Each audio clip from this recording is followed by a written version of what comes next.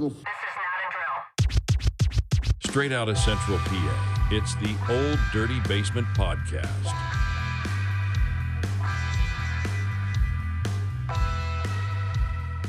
Hello, everyone. Hey, what's up? How's it going, everybody? All right. How's it out there in Central PA land today? Rainy.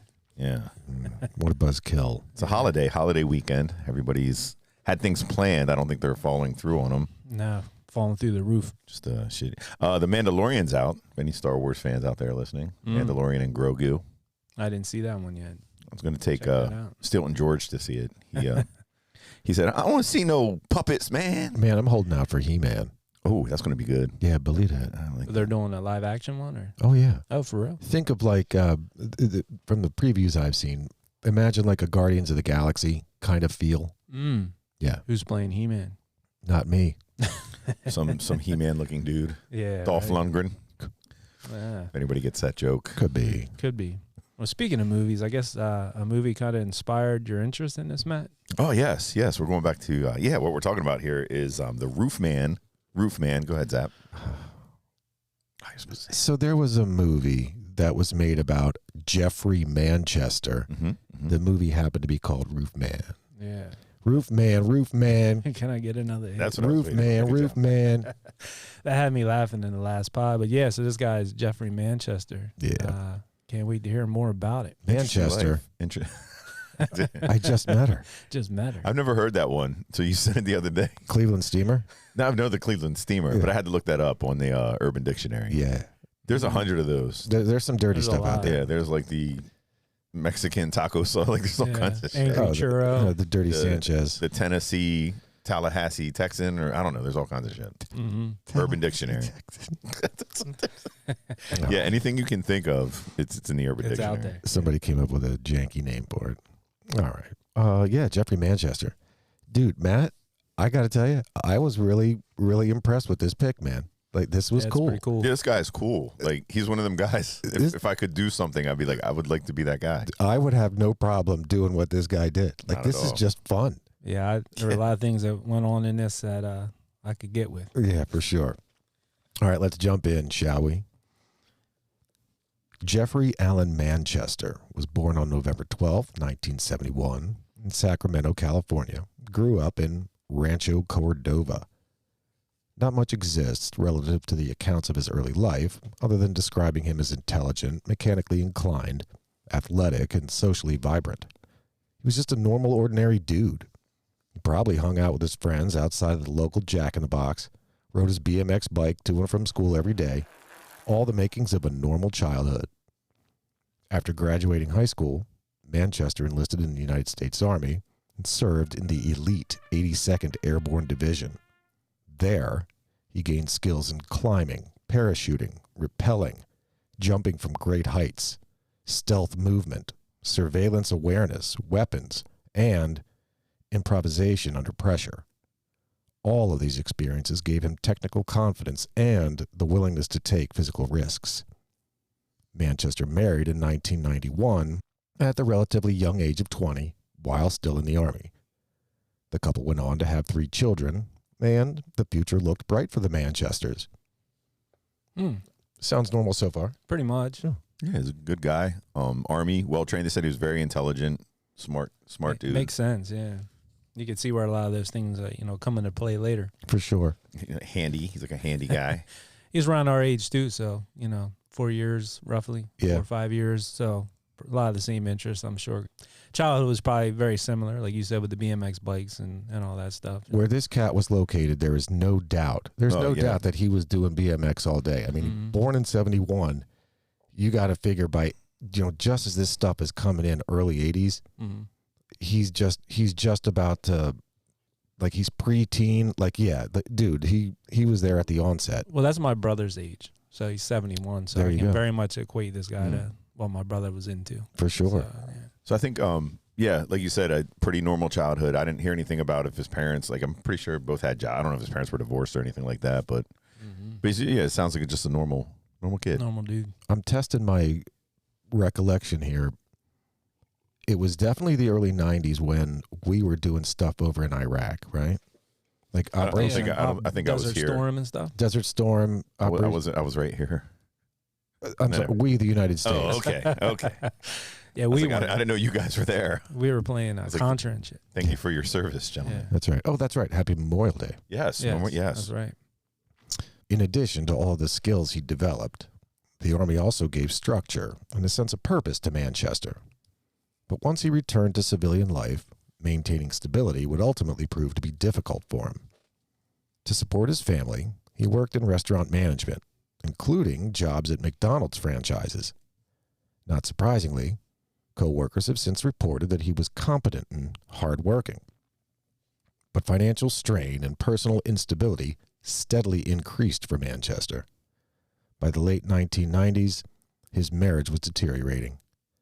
He faced mounting debts, emotional stress, and frustration over his inability to provide the kind of life he believed his family deserved. Overwhelmed by financial obligations and trapped by ordinary work, he returned to the employ of the Department of War. Despite his best efforts, he couldn't hold his family together. In November of 1999, police were called to the family's home for a domestic disturbance. Manchester's ungrateful wife would soon thereafter file for divorce and take custody of the kids. So sad. Mm-hmm. You know, we've seen this so many times. Yeah. So by now he's what, 99? So like 28, 29. Yeah, 2029. Yeah, definitely late 20s. So I wonder, like, go ahead. Oh no, he was just trying to find some sort of decent employee. You know, he had all that background, but they said too, a couple of his friends that he was with it at this time when in his 20s, they were all still trying to find jobs. Some guys were starting to take that path of, you know, trying to do stuff illegal, just try to make ends meet. Right. Sure. I mean, again, it makes sense. This dude's like, hey, man, you know, any one of us, right? Like, we want all the money in the world. We want to do the best we can for our families. We want to provide. Mm-hmm. This guy just can't do it on, at first, you know, a McDonald's manager salary. And then, you know, going back to living on base or doing whatever with the Department of War, formerly known for X number of years as the Department of Defense. Yeah, too I bad was confused. I was like, where's that? no depot, I guess, where he was at. No. And a lot of those guys do that, Matt. They get out of the military. They go work for the Department Like of... depots and stuff. Yeah. Like we have around here, yeah. Oh, for sure. I mean, They'll double dip, yeah. textbook patriarch of the Matt family here. Yeah. Big George. Yeah, Stilton George. Stilton George. He went in, got out, and went to work for the same employer, essentially. I mean, my dad worked there too. Yeah. I mean, it's good money, like, you know what I mean, for what they're doing over there. And I guess if you're in the military, you usually get preferential. Yeah, you get preferential or Yeah. hiring preference or something like that. Too But, bad this guy couldn't find something like that. You know what I mean? but I think he are we at the point where he goes back in, like he starts getting more involved in the I think he went to the National Guard then. So he starts Yep, that's exactly what he's doing. Yep, I got you. for sure. Yeah, so he started going back and getting more training. He was working for some sort of like tank outfit. I don't know what they were, but then he started getting involved in some sort of recon type stuff he was in. Yep. Wonder where he can apply his skills. I wonder. Hmm. I know that with his job, though, he definitely had a number of opportunities that he definitely, you know, took advantage of for Matt, as you had said, like ongoing training, traveling for this, that, and the other thing, for any kind of drill or what, you know, you name it. Right. So is that like I think he was making decent money when he went back into the Guard, but I think the Guard's only part time, so he had to have like a job. The fulfill. Yeah, to something else. fulfill in between, but he really couldn't catch on. He just enjoyed doing his I guess military service. Yeah, Gotcha. got to make those ends meet. And then his wife was kind of mad because he wasn't having like a real job. High maintenance. Three kids in California. 3 kids in Cali, that ain't cheap. While it's easy to assume that divorce and loneliness and having to pay insurmountable child support could lead Manchester to turn to a life of crime, his double life as a criminal had actually begun a year earlier. In November of 1998, Manchester began committing armed robberies, targeting McDonald's restaurants across the southeastern United States. What made the crimes remarkable was the method. Instead of entering through doors or staging dramatic daytime holdups, Manchester approached restaurants late at night, long after closing. Using the skills he'd acquired from his time in the Army and the knowledge gained from his experience in McDonald's restaurant operations, he would proceed to climb onto McDonald's rooftops and cut entry holes through the ceiling. He'd then descend inside the building and hide overnight, most often hiding in the bathrooms. In the morning, when managers arrived to open the restaurant, Manchester emerged, armed with a handgun, and forced employees to hand over cash from safes and registers. To prevent resistance or pursuit, he commonly locked workers inside walk-in refrigerators or freezers before escaping. Oddly, many victims described him as polite and controlled rather than chaotic or overtly violent. Many of the hostages recalled him apologizing during robberies and warning employees to wear jackets before being placed in the walk-in refrigerators or freezers. These and similar details would go on to build the strange mythology surrounding him. A criminal who committed serious armed robberies, but made every possible attempt to avoid direct or indirect physical harm to the employees. Indeed, it was Manchester himself who would call the police after every robbery and alert them that innocent employees were trapped within the restaurant's cold storage.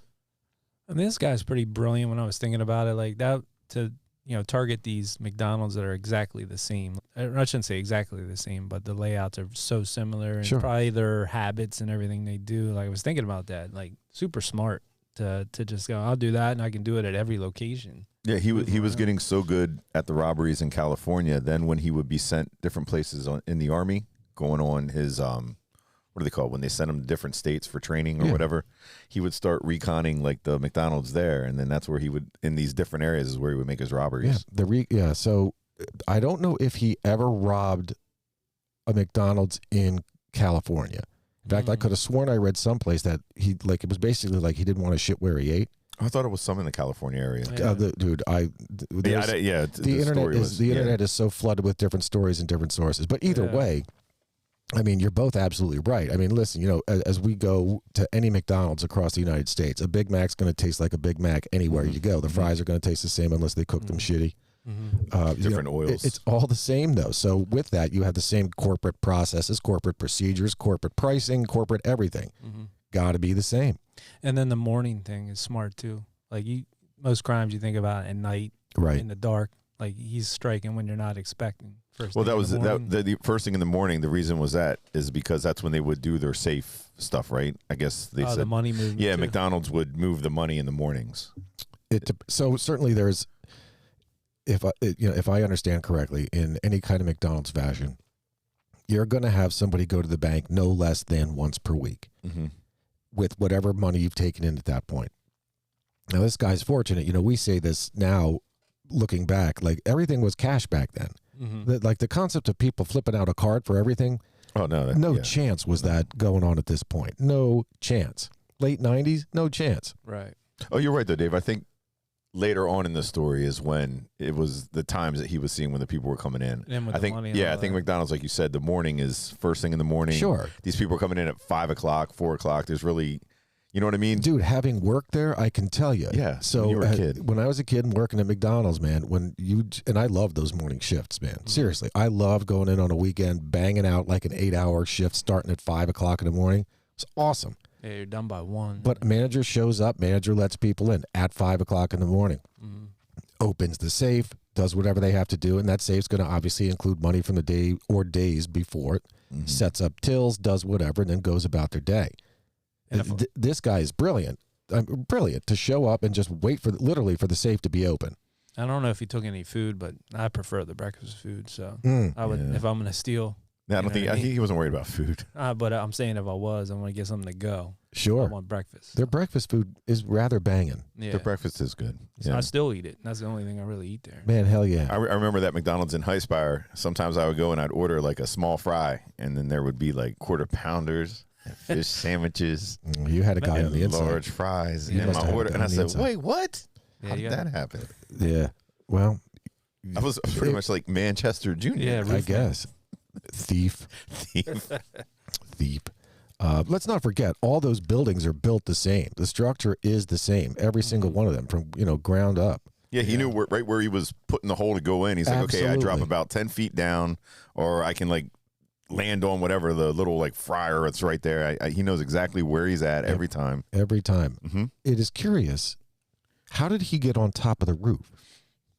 They have Like fire escape type things? Yeah, don't they have those things on the roof? Like if you look at, I don't know, anywhere you go back behind the buildings, they have those ladders that start up after you would have to put like a small ladder. Yeah, that's a good one.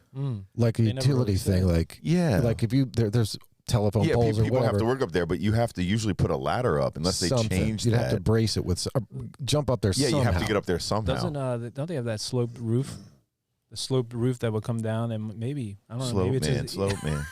Maybe it's just easier to get up on those roofs. That's it's not like a 2-story building or anything. Unless he was in like really good shape and kind of like parkoured, like jumped on the wall and reach up there. You know what I mean? I'm sure it's what it was. It's not a big. It's not like a high rise. It's probably like 8 feet. There's no chance that this guy is carrying a ladder every time to every location doing this. But that's he jumped on the dumpsters. Part of his recon. Yeah, he was probably like, okay, I can hit the dumpster here and then jump onto that. Because I don't think they go all the way to the ground because you have like kids up there. Correct. And you'd be facing lawsuits and all kinds of other dumb shit. But I do believe they started probably about 8 foot up. You can see the rungs where. That's what. You and I are talking the same thing. Yeah. All right. So that's how he did it. Yeah. Parkour. No, nonetheless, this dude was fit and skilled and trained. Dropping 10 feet down, landing on his feet, like doing. Like when you're a paratrooper, rolls. you know how to do this shit. Yeah. Oh, yeah, even land. Yeah, because he would know how to land and roll, dropping 10, 13 feet. He wouldn't even think of it. Lando Calrissian. Yeah. Back to the Mandalorian. I might go see that tomorrow. Mm. As I was saying earlier, Steele and George was like, he was telling me he didn't want to go see something with these puppets. He said it sounds like they're trying to. I was like, Dad, when I was growing up, they were all puppets, dude. Yeah. They weren't real. Yeah. No, but I mean, like everything was like either, like Henson helped out on animatronics. Yeah, animatronics, puppets, man. I was like, it's all puppets. It's all puppets. He's like, man, baby puppet, man. I was like, dude, it'd be cool. Authorities would go on to link Manchester to more than 40 robberies in multiple states, including Oregon, Nevada, North Carolina, South Carolina, Tennessee, Kentucky, Georgia, Alabama, and Virginia. And, according to some sources, allegedly California. Allegedly. His robberies were methodical and highly consistent. He targeted businesses he understood operationally. He preferred locations near highways for a rapid escape. He studied employee routines carefully, and he minimized confrontation whenever possible. Despite Manchester's polite demeanor and courtesy, his crimes were dangerous nonetheless. Victims were terrorized, employees feared for their lives, and law enforcement viewed him as increasingly unpredictable. Investigators from multiple jurisdictions began to recognize patterns in surveillance evidence and witness descriptions connecting the robberies. But it wasn't the matching of patterns that would lead to his capture. Rather, it was Manchester's own mistake in changing his methodology. One day, in May of 2000, Manchester decided he was going to rob 2 North Carolina McDonald's locations in the same day. While attempting to rob the second location, an employee triggered a silent alarm. He fled the scene, but it didn't take long for police to catch him in the tall grass of a nearby church. The perpetually courteous Manchester even complimented police on their victory, stating, "You guys did a real good job today," to the arresting officers. He would go on to be sentenced to 45 years in prison and incarcerated at Brown Creek Correctional Institution in Polkton, North Carolina. Authorities estimate the total proceeds of his robberies to be in excess of $100,000. Damn. So that's how many robberies around at this point? If the ballpark numbers, call it 45. All right, so 45. So you got a year per robbery, basically, is what the judge. The way I understood it is they took into account, or they considered, everything that we had talked about earlier. Like, dude was in the service, dude was just trying to make ends meet, did whatever. But I think 45 years is steep. Well, it's steep. And the way that it was calculated, he only got busted officially for the one robbery. Yeah, they could only charge him for They could only charge him with the one. But they knew on the backside that he got other ones. That he did the other ones. So how they did this, and you're right. They linked through suspicion and probably gave him a year per. If there were 3 victims in that one McDonald's for which he was busted, the judge gave him the max penalty for like kidnapping or terrorizing or assault with a deadly weapon or whatever per person. But see, these victims are so-called victims. These people were the ones that would speak on television and say, it was weird because the guy that robbed us was very kind. Yeah. So I don't understand how you would get like an Army veteran, somebody that served his country. That just seems like they were just trying to make an example. That's McDonald's, I think, with their lawyers. So I agree. Yeah. I was going to get to that exact same thing. They gave him the max per person consecutively instead of serving all at once. Or the judge was just a dick. It was like, fuck this guy. No, I think it was also pressure. Like McDonald's would be like, hey, we're making an example out of this guy. You just don't come take my burger money. You can't steal my Mayor McCheese. Yeah. Mayor McCheese was on the scene. Yeah. McCheese was on the scene with Grimace. I heard a number on their reward, too. It was some like, hamburgers. I was going to say, this guy was... He was the Hamburglar. He was the Hamburglar. Oh, man. Did you hear the number, though, on the reward? Like, they were offering at the time? I think it was, like, low. I was like, come on, McDonald's. You know what I mean? Like, come on, McDonald's. I think it was like $5,000 or something. But what?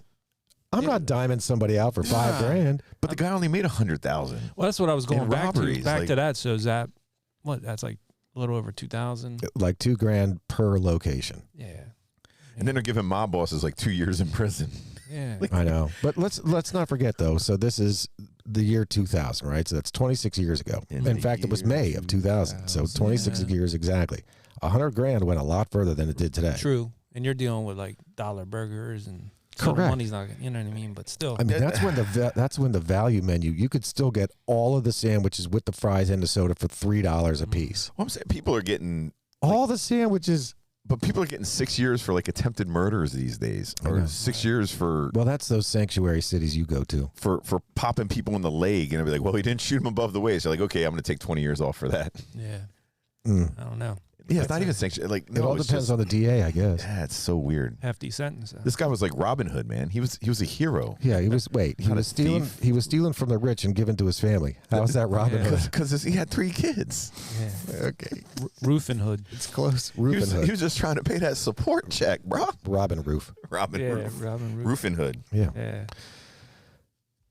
Inside prison, Manchester initially appeared adaptable, working in institutional jobs and learning metalworking skills. But he also quietly studied the prison's systems, routines, weaknesses, and transportation procedures. The same patience and observation that characterized his robberies now focused on his escape. Less than 4 years into his 45-year sentence, Manchester carried out one of the most daring prison escapes in modern North Carolina history. Using tools and fabrication skills acquired in the prison metal shop, he constructed a wooden platform built to easily slide into the frame and lay beneath the undercarriage of any large truck. He even painted it black, which allowed it to blend in with the truck's underside. He's like the Rolling Stones. I was thinking that. Just like it.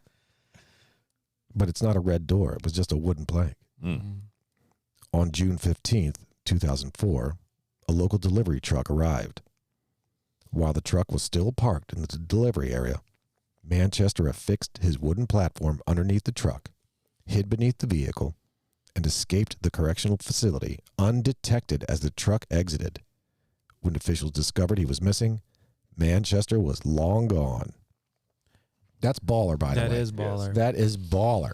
That's like, I love prison escapes, like Shawshank and all that. Hell yeah. Shows how bright this guy was. Yeah. They even said he waited for a rainy day to do it because he knew how much the guards hated going outside. Yeah, checking for stuff on rainy days. And that makes sense, though. I mean, if they're doing that little like upside down metal detector looking thing, mirror, and they're looking underneath, it's all splatted with raindrops. Right, they can't really see as well. Yeah, it makes sense. I didn't hear about the rain part. This guy was bright and determined.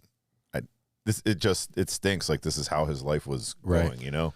Dude, so if you look under any large like box truck, delivery truck, there is a ton of space under there. And that's even without, I should say, especially without like lift gates, anything like that. Like if you've just got this massive amount, there is a massive amount of space, massive. In fact, a buddy of mine has a pretty sizable truck that whatever he uses for work. The Santana banana truck? No, no less than once a month. He'll go from home to a location. He'll find his cat is underneath the damn truck. Like, just sleeping there, hanging out. Hanging out underneath. Cat's name is Pringles. Pringles. So Pringles just goes with him to work. Like the cat just jumps up underneath in the undercarriage of the truck, and then like he'll go, dude, hours away. Oh yeah. And there's this cat just pops out of the undercarriage. It's crazy. Yeah, there's some space in there for sure. Fun fact: the movie Roof Man with Channing Tatum. Yes. Who's also Magic Mike. Right. He was Magic Mike. Yeah, he was Magic Mike. But Magic Mike, Channing Tatum, Manchester guy in the movie, the actual truck driver that said that he became good friends with him. You know?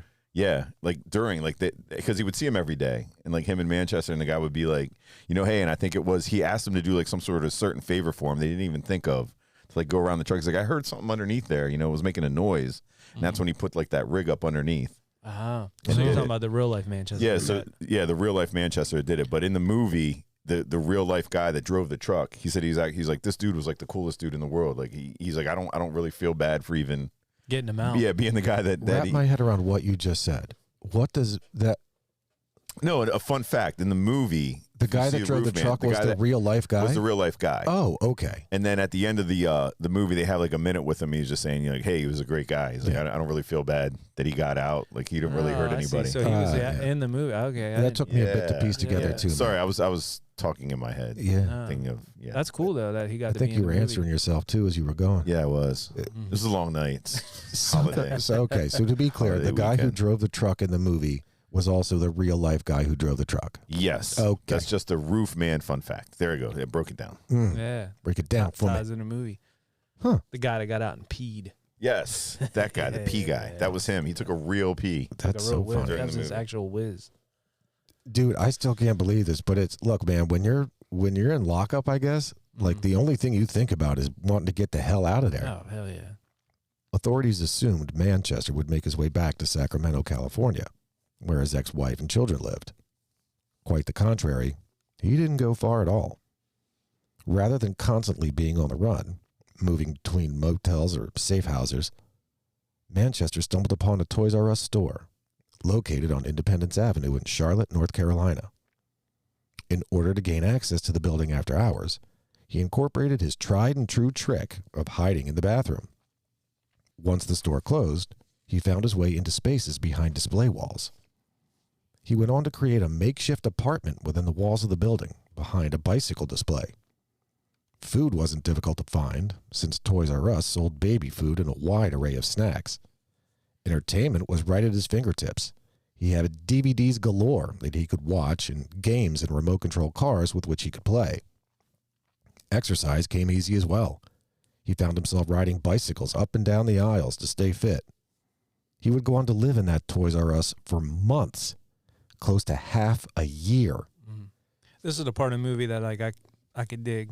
Like one of my favorite movies is Dawn of the Dead. Sure. And they live in a mall. These people. Oh, the one with Ving Rhames. Yeah. Well, the original from the 70s though, they did remake it with Ving Rhames for sure. But when I watch that movie, I'm like, that'd be kind of cool to live in a mall. You got everything at your fingertips. The original from 70s, they lived in a mall too? Never saw the original, obviously. Never saw the original. It was in Monroeville. Yeah, they filmed the beginning like in Lancaster, didn't they? Like some cemetery or something? Well, no, but the mall was in Monroeville. Oh, okay. And the one in the movie, but they did reference Harrisburg in that Dawn of the Dead. But back to this, like living at a Toys R Us, especially when I was younger. Oh my God, forget about video games, movies, the food, whatever. It is what it is, but dude, it's literally baby food, candy, and maybe chips. Like that's got to be the only snacks in there. Got to be. In my 20s, I would it'd been cool. Well, didn't the candy lead to something in the movie or in the story? It might. I guess we'll have to wait. We'll find out. Or I guess we'll find out. Lots of candy. I don't know, man. Just live. So this guy is he's got balls, like massive, massive balls. Oh yeah. To live in a Toys R Us. I mean, you could get lost in there though. But I think a mall like with the wide variety of stores, you know what I mean? I think it would be cooler, but I could get away with Toys R Us. Like the terminal with Tom Hanks. Did he live in the terminal? Yeah, he's from like Uzbekistan or Kazakhstan or Klakovich. No, I think he's from California. No. His character, like Igor Blagoskovi. I kind of vaguely remember that movie, but he lived in an airport. Yeah, Catherine Zeta-Jones was his love interest in that. Yes. Was he kind of like hiding out in the terminal? No, he couldn't leave. His home country had a civil war going on. So let's say he flew to the United States He couldn't go back. And he couldn't go back because while he was gone, his country jumped into civil war. So the airports were closed. He couldn't go back. So now he's stuck in this terminal for months. Oh, okay. So this is nothing like that to the extent that whatever, but still, back to the idea of living in a Toys R Us. It's not unlike it. Right. But see, the thing was with the security cameras, I was all like, when I did watch the movie, but then they kind of went and showed him erasing that was all true, though. the live stream. Yeah, that was legit. Yeah. So I was like, well, how are you getting away with all this? And he knew right away because then he saw the cameras. He's like, oh, shit. So he had to go into like the manager's office and I definitely, so I read about that too, because look, like anyone, there's the story and then there's the Hollywood version of the story. yes, yeah. But I totally read that. I don't know if he messed around with the security footage, but I know that he was manipulating employees' schedules so he could like thin it out or make sure that like Dumpy the lazy sloth was working at certain times of the day. Yeah, he got baby cameras to set up in hidden spots all around the Toys R Us. Indeed. Yeah, He's a smart guy, man. He did find the manual for the cameras. That's how he was able to manipulate the cameras. That's awesome. And move around. So it wasn't recording. That was actually legit. That it was for real. But see, it's, if people don't see the movie, it's kind of hard to understand. Back in the day when we were at, would go to Toys R Us when they had Toys R Us, but where the bike rack would be, they would have a big kind of oval shaped middle, and that's kind of where he dead found space his spot. Yeah, it was. Yeah, Matt, you're absolutely right. Right on point. It's just this massive bump out from just four walls and a ceiling, right? This massive display. Yes. To showcase these bikes, which were awesome. There was a thing I just watched too on Netflix. Somebody did that I think it was in Minneapolis in a big mall that they found like a place to kind of hide out and live. They created an apartment and did all kinds of stuff. I saw that too. Back behind the dead space and that. Yeah. Where they were building, they took over some like really poor area. Yes. Yeah, I saw that. So it's been done. Yeah. I can tell you, you can't do that currently at the Harrisburg East Mall. Because it's gone. It's gone. Maybe at Bass Pro. You get lost in there. What did they do on that whole wall? I guess they had to cover that up. You know how could you go from Bass Pro right into the... Yeah, there's no doors there anymore. No. It's just now the back of the building. And if they put like a patio out there or a porch. Maybe. Yeah. Maybe. Have people go out there, have some drinks. Cool little spot. Would be. Yeah. So I know commercial developers. I know just a lot of stuff behind the scenes, like how all this works and how things are like built to suit and all of that other stuff. Mm-hmm. I mean, people might neglect to consider that there's, again, four walls and a roof on this building. But once you step inside, that's built to be its own little magical looking place. It's built to have its own look to it. Like you don't walk into a place, there's four walls and shit hanging on the walls. No, man. Like it's built out. It's built toward you. Like the actual used space within any rented spot or owned spot is far, far, far less than the actual superstructure of the building, the four walls that are holding up, keeping the rain out. Right. And there's so many spaces in there. For like behind the scenes space where workers are. You have storage. And you got break room. You got shitters. You got all kinds of stuff, man. People realize. I will tell you that that mall, the Harrisburg Mall, when it was there, with my job, I got to go behind the scenes, like little corridors and stuff that normal people wouldn't see. There's a lot going on in these, especially these bigger buildings. Hell yeah. I worked at Styles West. So you know all about that, yeah. Yes. Wait. Holt, stop the presses. You didn't know that? No. Yeah. When did you work at Styles West? My senior year. For reals? For reals. I thought you were at Brady's the whole time. No, I was at Brady's too, but then they were hiring at Styles West, and I could get discounts on clothes. Hell yeah. The safety jeans. That was after the Chess King had closed. Yeah, I think Chess King was not there. Yeah, but it was Styles West. It was right as you went in on the corner there. But it only lasted for like a couple months. It was like a holiday. Were the United Spectacular. Were the United Colors of Benetton still open? Yes, I think that was there. You could get like I think you could get Swatch watches, United Colors of Benetton. But Styles West had like a lot of Stussy. Oh, that's true. Yeah, that's so true. that's where I get like simple clogs. Got like Pasella, took my Stussy hat. Shit, that's right. I ended up taking it. Yeah, everybody had that Stussy hat. But yeah, shit like that I would like get for pretty cheap. Back then it would be like $14 or $16 for that's like a awesome. hat. Yeah, that didn't last long though. Additional fun fact about the Harrisburg East Mall, which no longer exists. That was the first time, and for the longest time, the only place I had ever seen Chick-fil-A. Yes. Now, what's amazing about that, the draw to that particular Chick-fil-A, almost nothing. Nobody went to that Chick-fil-A. And now it's this massive national, if not multinational sensation. Yeah, what But back happened? then, nobody gave a shit about Chick-fil-A. They went out of business. Yeah, they have their own bowl games. You know, they made it. Yeah, hell yeah. That's true. God bless you, Chick-fil-A, and all your delicious offerings. So their breakfast actually isn't bad either. Yeah, I've never been. Just want to say that. good. I never wanted to go because I was like, because I already was I was already sucked into the corporateness of Chick-fil-A, and then I was like, I ain't doing their stupid breakfast, and I was like, oh, so good. It's so good. It tastes so good when it hits your lips. Yeah, it's so good.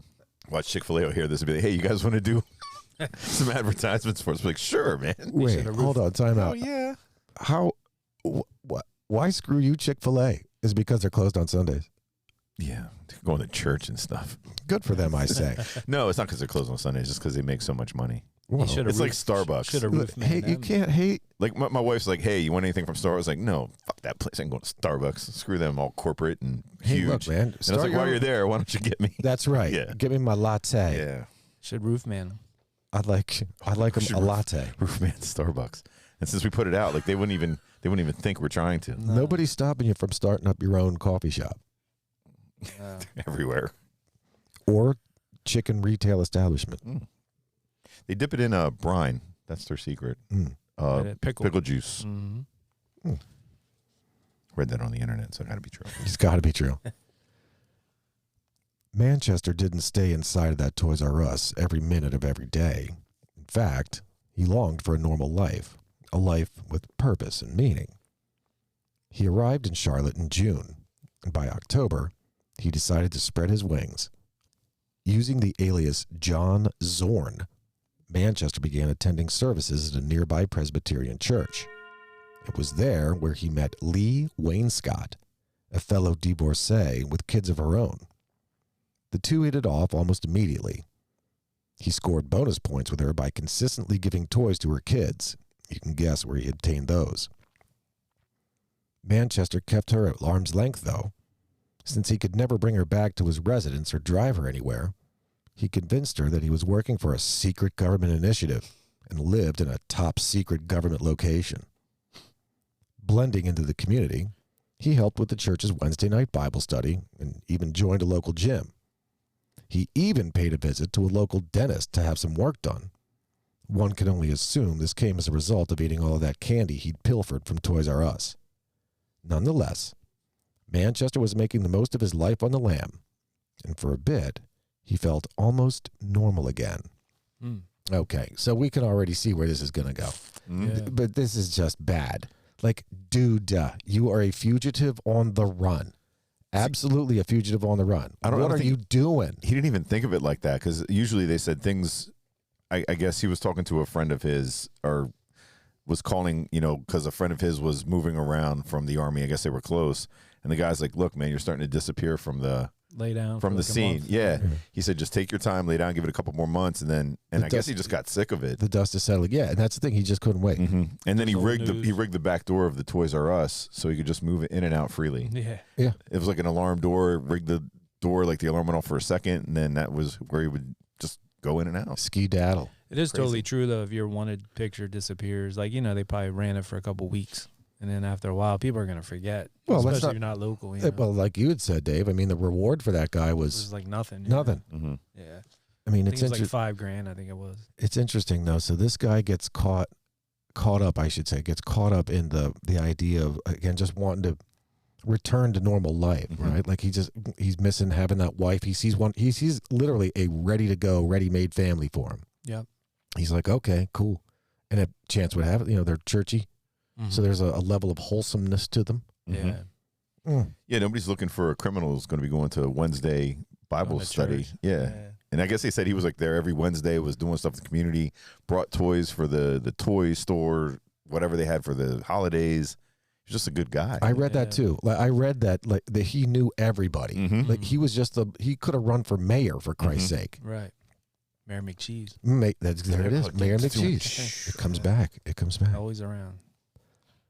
In late November or early December, the realization of Christmas being only a month away sparked a thought in Manchester. A lot of people spent a lot of money on toys, and he was literally living in a honeypot of holiday spending. Manchester began to make plans to rob that Toys R Us. Next door to the Toys R Us was an area of a strip mall once occupied by a Circuit City, which now had been closed for quite some time. He burrowed through the wall of the Toys R Us that was shared by the abandoned Circuit City and went on to create and attach a small spring-loaded door between the two using drywall, hinges, and a bungee cord. Inside the Circuit City, underneath the staircase therein, Manchester used merchandise from Toys R Us to create a 4x10 room fit for a prince, a very young prince. He had Spider-Man blankets and sheets. He lined the walls with superhero posters and had a television, a DVD player, and a stack of DVDs always at the ready to watch. He created a surveillance system inside the Toys R Us using a network of baby monitors and installed a smoke detector and a fire extinguisher within his room under the staircase in efforts to avoid any accidents. One of the last pieces of preparation was obtaining a handgun, which he did by burgling a local pawn shop. Everything was set. All he needed to do was bide his time and wait for the right moment. And that moment was mere days away. It's amazing that Circuit City closed down that early. You know what I mean? I'm shocked. Yeah. So Is that seriously, about the time they went out there, right? well, so by now, where are we at? 2000. I mean, Circuit City was strong. Still in 2000, they were definitely strong. I want to say they started. I don't know why I went out of business. It's weird. Yeah, that is weird. I mean, everything was either Circuit City or Best Buy. Somehow Best Buy won. Unless they wanted to put a Best Buy in there. Wouldn't that be some shit? Yeah, could have been that too.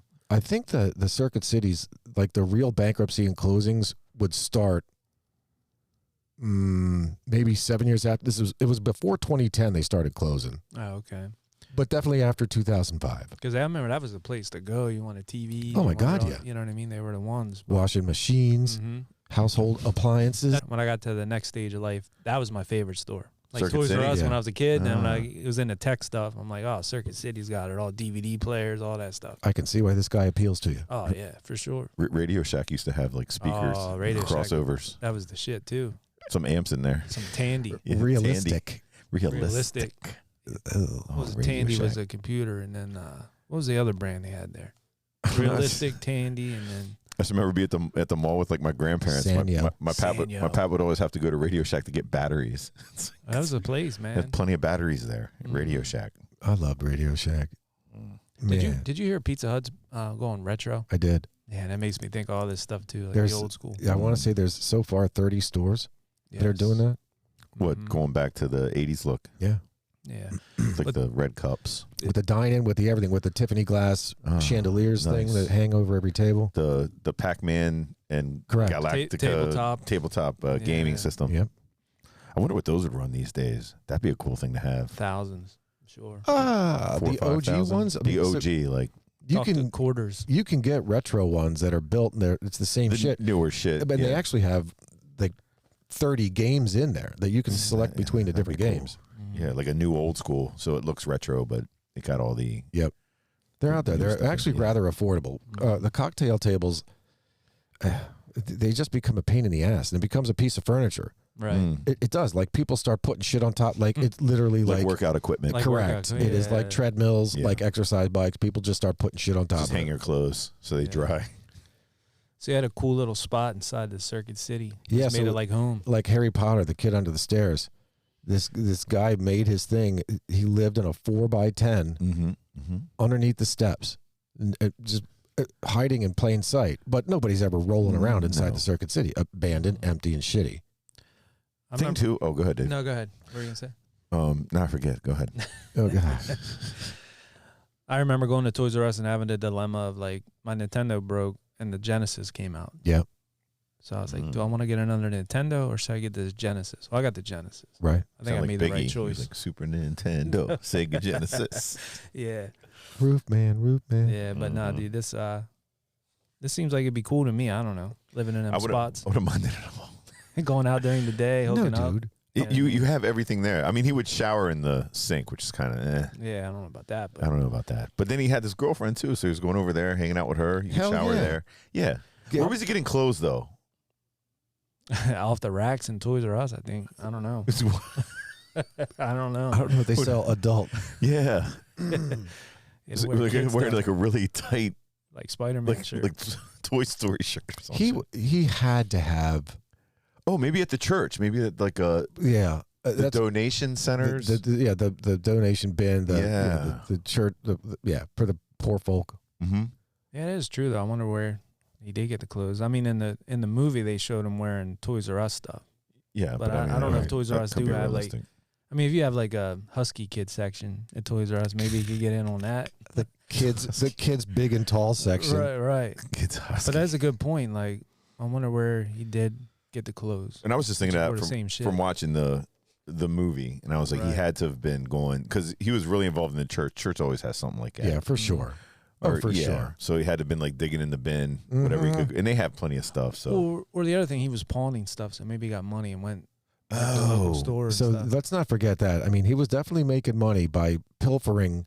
So shit, that's right. He was pilfering Toys R Us stuff and like trading it out. Like, hey man, I got this bike. What are you going to give me for this bike? He was taking stuff to the pawn shop for sure. Mm-hmm. Electronics, you name it. He was Yeah. So maybe that's it.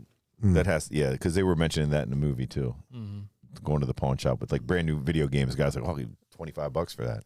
Yeah. The morning of December 26th, 2004, was Manchester's date for the Toys R Us robbery. It made sense to the extent that the store would have filled its coffers in the days leading up to Christmas, then have plenty of cash on hand to refund disappointed shoppers the day after. In a manner mirroring his old McDonald's heist days, Manchester appeared out of nowhere in the store, much to the surprise of the employees who'd just arrived that day. Unfortunately, there was no walk-in refrigerator or freezer into which the employees could be shuffled in for safekeeping. 2 employees managed to escape and notify the authorities, but by the time they arrived, it was too late. Manchester had escaped with cash in hand. Oddly, Manchester didn't flee the area. He, with he being John Zorn, remained drawn to that area by that love interest of his, Lee Wainscott. Within days of the robbery, a local policeman was patrolling the grounds of the empty Circuit City and noticed that, although the vacant store still had its electricity on, one section of the store was completely dark. It didn't take long for the officer to discover a small makeshift door painted to blend in with the wall, and inside that door was Manchester's lair. Fingerprints were soon lifted and matched to Manchester. His identity was then confirmed by the employees he'd robbed at the Toys R Us. Manchester's mugshot was broadcast on the evening and nightly news.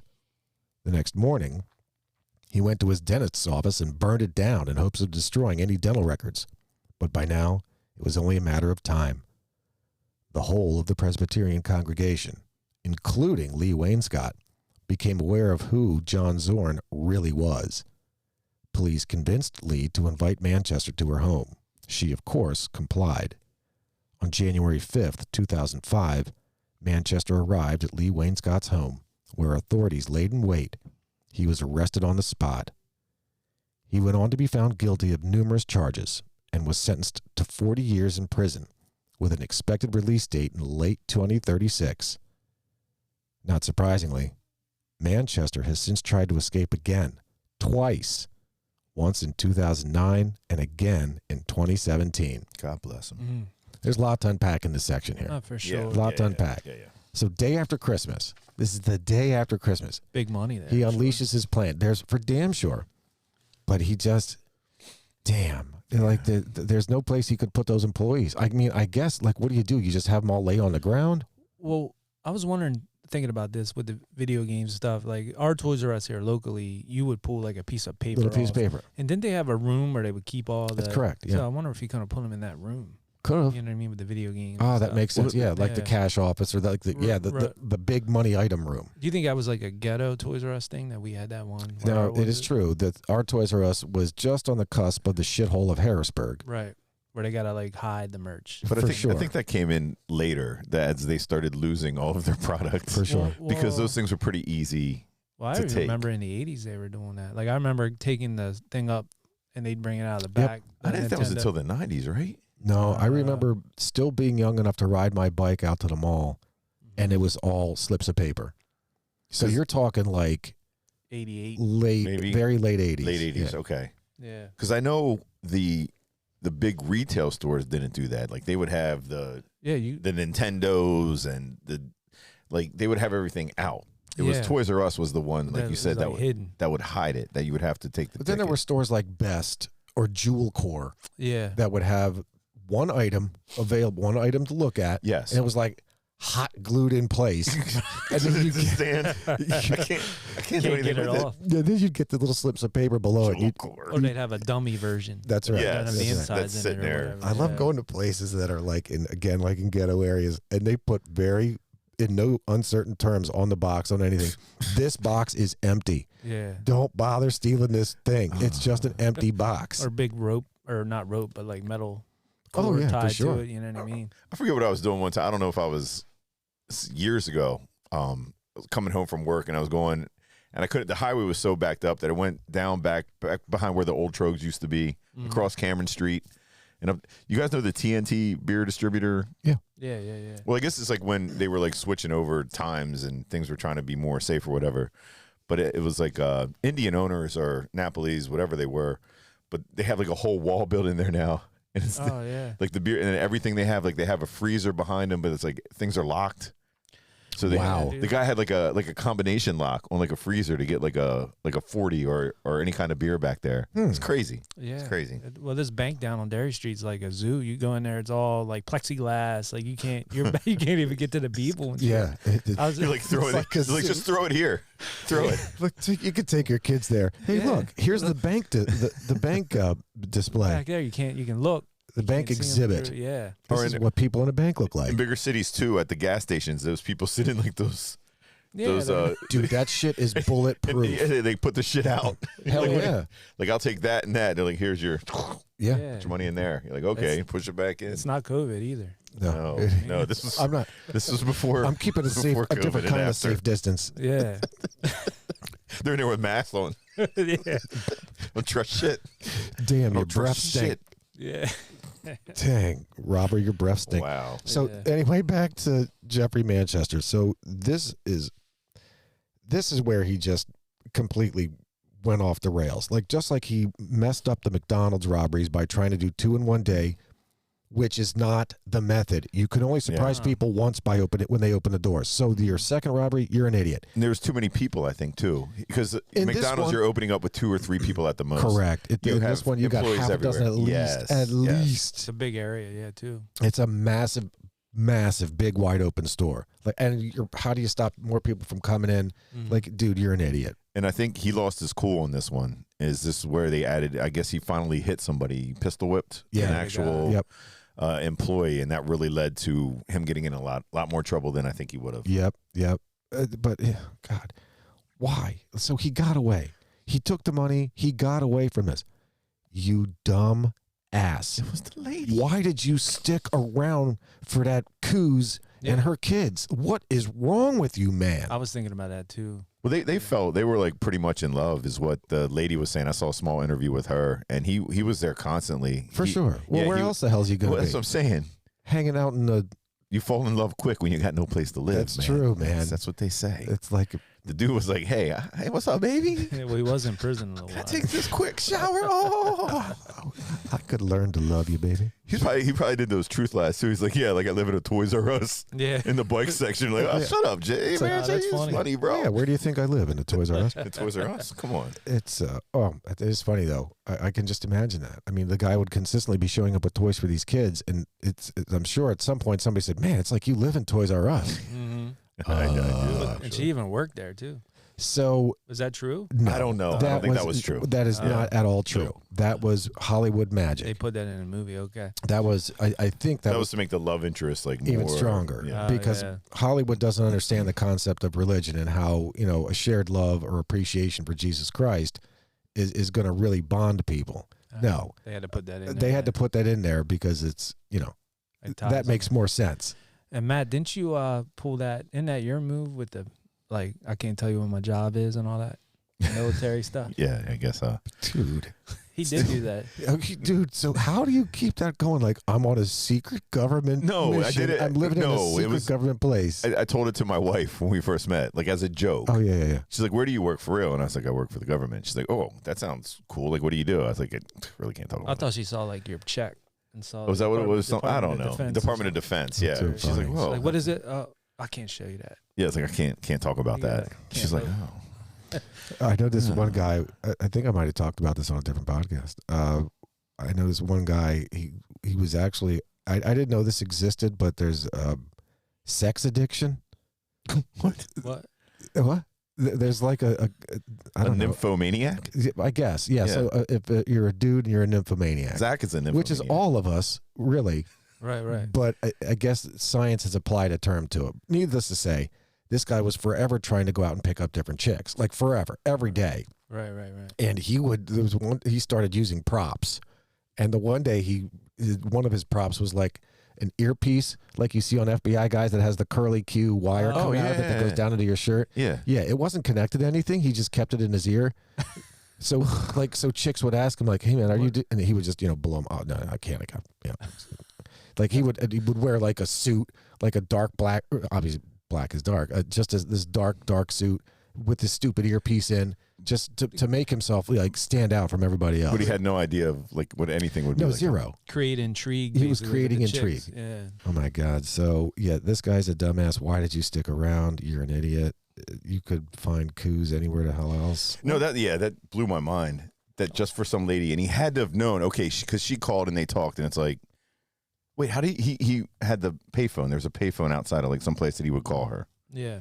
And but she was saying about how like I know who you are now, and it's okay, and I'm okay with that. And how would you even be like, look, I got to go, like I can't come back. Yeah, I wouldn't have went back. Like he had to have known she was setting him up. But allegedly he was in love. Well, truthfully, now he's in prison. Maybe he wanted to get caught. I doubt it. No, you never want to get caught unless you're like, I don't know, just tired. You've really done a lot of murders. Why didn't he go back to rob McDonald's again? What he knew? You'd think there were McDonald's nearby there. There's McDonald's everywhere. There was a McDonald's always nearby. Yeah. Well, no, I think that's the reason that he did probably go back is because he's like, I am on the run. I have nowhere to go. Right. And she was like, no, come here. Like, it's Christmas. We just want to see you. Blah, blah, blah. He's like, okay. You're not going to tell anybody, right? No. She was playing to his sympathies there, or his emotions. But wouldn't he know the cops would contact her right away? Be like, look, we know that you guys have a relationship. We heard from all the people at church. Everyone's been calling. Can you do this for us? Sure. I don't know. Dumb ass. That's cruel. I agree. So I agree with you, Matt. I think that was rather cruel. She was toying with his emotions. There's the popo. Just waiting to lure him in. Lure him in with the what? Just Jesus Christ. Man, she said, oh, come on, baby, one more time, please. Oh, just old time's sake. Yeah. Oh, my God. Wow, what an idiot. Yeah, dude, you're not right. Well, now he's rotting in prison. Yep. Yeah. Poor guy. 2037. So he'll be what? 60-something that might end now. Yeah. Well, let's see. Yeah. If he probably like 65 maybe. It's interesting that he gets when one is given 40 years in prison, but they already expect you to be released years earlier, like basically 10 years earlier. They know there's going to be some level of good behavior. So he was born in 71, and he's going to get out in 36. So 65. He'll probably get out in like 30. I don't see him staying. I think he's up for parole. Earliest is right. Isn't that what it was? Yeah. So ideally he'll get out at 65. So with that, I mean, if he got 40 years in 2005, that would have taken him to 2045. But they're already expecting him to get out in 2036. Okay. That's the prison system versus the other prison. Wait, who was that we recovered before where like they gave him a sentence, but then he stayed longer? He got more, yeah. He got more? Yeah, we were doing, it was a Tylenol guy. Oh, that's it. You guys were funny on that. Oh, they gave him, and you were like, what? But they gave him more time, or he gave himself time. He's like, I need 5 more years. No, it went like this. He got 10 years and served 12. Yeah. And you guys are like, what? I don't feel like leaving right now. I kind of got it good here. That math ain't mathin'. Yeah. Right. Teddy stayed 12. Don't you remember that? Probably, somewhat. Yeah. Maybe. It's morning. Yeah. Yeah, but That's great, though. This I'll tell you what, though, this story's The making judicial system. I'm jonesing for McDonald's right now. I know I could. Is there like I anything new said, out? I don't know. I'm addicted to McDonald's during Lent. Like a fish sandwich. Oh, on shit. Friday. Yeah. I get like 2 of them bad boys. I still do the Extra tartare. I still do like the surf and turf mashup. I still do that to this day. I'm a grown ass man, 49 years old, and I still will get like a McDouble and a fillet of fish, and I'll take the bottom off of the one and the top off of the other, and I mash them together, and I eat it all in one bite. I still put hash browns in my breakfast. The McDonald's, I still put that in my breakfast sandwich as an added layer. I haven't eaten McDonald's like burgers in a long time. I do the breakfast. I like the breakfast. Right. Fast food, I'm a Chick-fil-A guy. Wendy's in a pinch. What is your breakfast go to at McDonald's? Like a bacon and egg biscuit. Okay. No cheese. I don't do cheese. And then the hash brown. What do you get, Zap?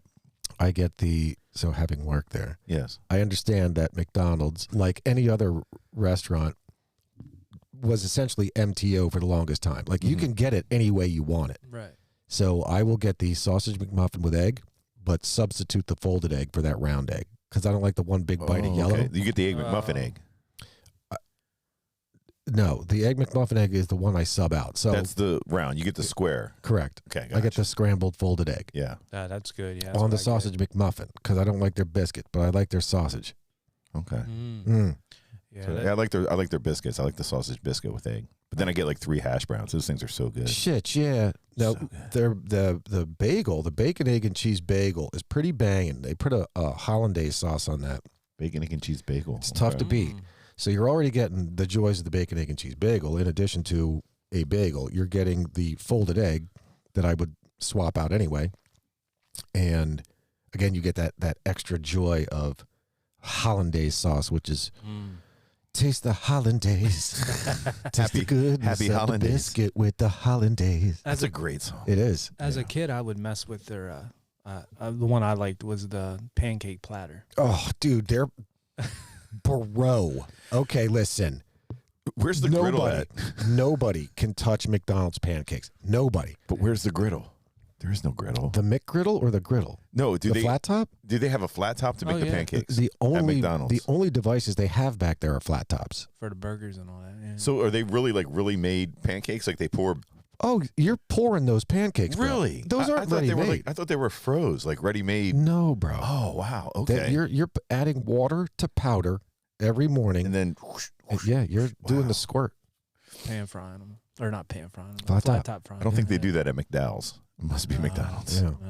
But Dang, I didn't did know like that. one. I did like that in that big foam. Yep. See, Platter. McDonald's has pancakes. McDowell's has canned cakes. Pancakes.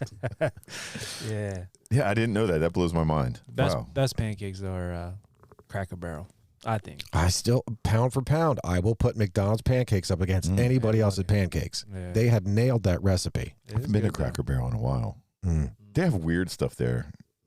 Like Chicken fried chicken. yeah, chicken fried steak chicken Yeah. with extra fried chicken. You're Their like, home huh? fries are whack too. Yeah. McDonald's is good though. Some home fries are weird because they do like just they chop and they put like all that onion and stuff. Yeah, you just never know what you're gonna get with Yeah, that. yeah. There's no consistency. There's home fries and hashed browns. Or Those hash browns. those are home fries. Home fries are actual slices of potato chopped up. Hash browns are shaved potato, like they ran through a cheese grater. Yes, I like that. I like the compressed shaved. together. Yeah. Yeah, shaved is good. So It back is. to Jeffrey Manchester. Oh yeah. I wonder what he ate at McDonald's. Yeah, I don't know. We should write him. We need to start writing these people in jail. We should. Hey man, we just did a podcast on you. Yeah. Did we mess it up? Here, check it out. This is, and then he'll get the guys in prison. Yeah. Right, yeah. He's not a violent guy, doesn't sound like, other than a pistol whipping. So I don't think he, That's the only thing he did. Yep. Yeah. I mean, I don't know. I just think his sentence was harsh. Mm-hmm. I think you could find something out, but then again, they might think this guy's dangerous. Like he's just so bright. How did he miss? So if he was in prison the first time for 45 years, he served 4 years, Mm-hmm. he broke out of jail. He still had 41 more years to serve. So he was on the lam for 6 months, robbed a Toys R Us, and then got 40 years of prison with an expected release date of 2036. Make it make sense. What happened to the original 41 40 years that he didn't serve? And what was his actual sentence for the second John? Yeah, like they almost reset it. Yeah. Like, let's do it over again. It's like, hey, man, you got out of jail free. So I don't think he's a bad dude, though. No, huh? As far as like the people that we cover, like El Criminales, Right. he's not that bad. No deaths. Yeah. Anything that we know of. I mean, I love that, however, we're rationalizing theft and additional layers of theft, like not just retail theft, not just taking merchandise and hawking it and doing whatever. Because, I mean, that's as theft can be. That's also called conversion. But this guy's also thieving by money, cribbing in their place. He's living in these establishments. Rent so he's free. Correct. He's using their utilities. He's eating their food.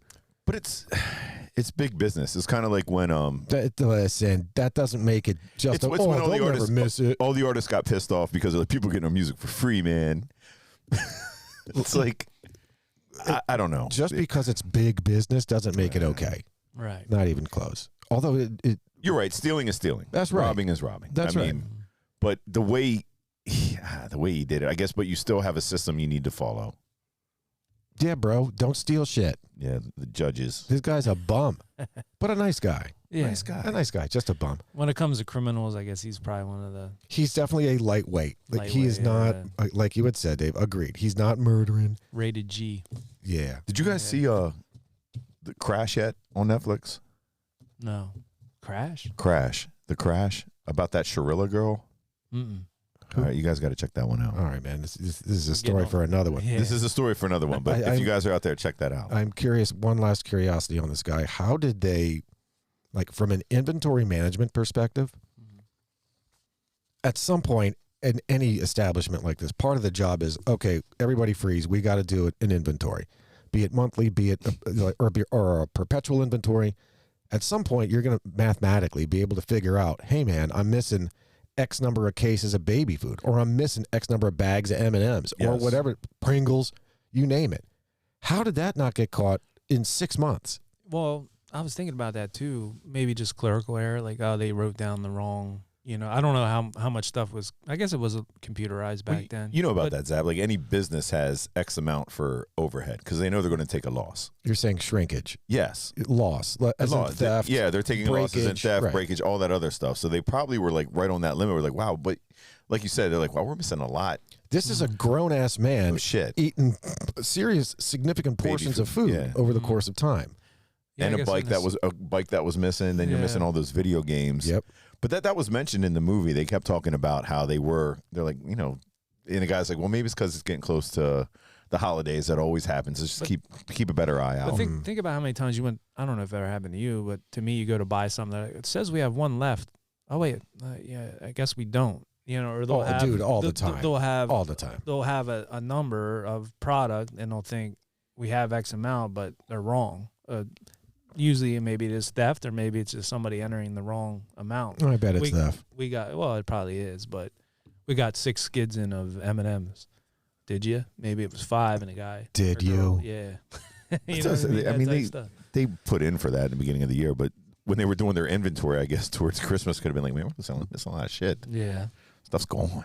I remember it's happened to me a couple of times where I've tried to take stuff back, but because their inventory was so jacked up, like, hey, man, here, take this item back. Dude, we can't take it. You're going to throw off our inventory. Something.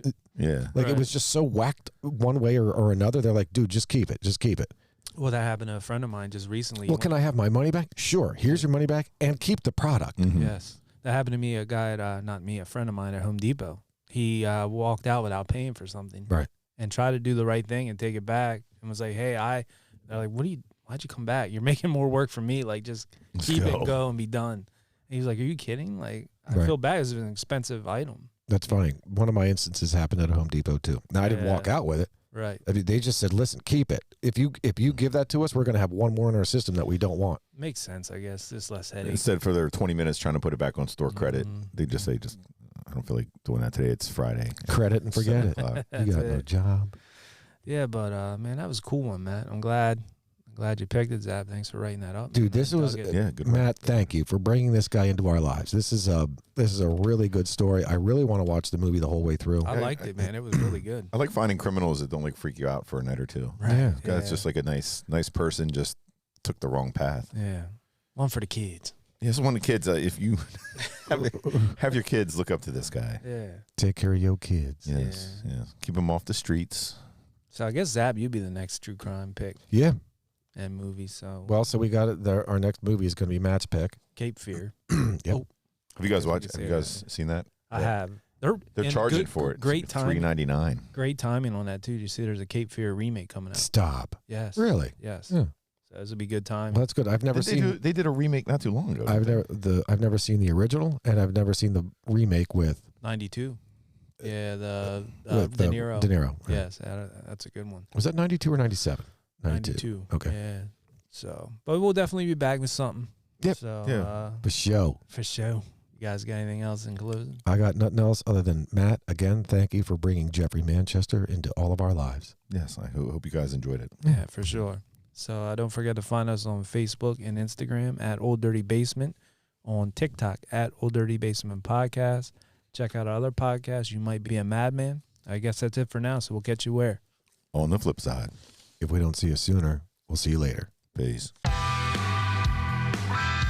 Thanks for hanging out in the Old Dirty Basement. If you dig our theme music like we do, check out the Tsunami Experiment. Find them on Facebook. Their music is available streaming on Spotify and Apple, and where great music is available. You can find us at Old Dirty Basement on Facebook and Instagram, and at Old Dirty Basement Podcast on TikTok. Peace. We Audi 5000.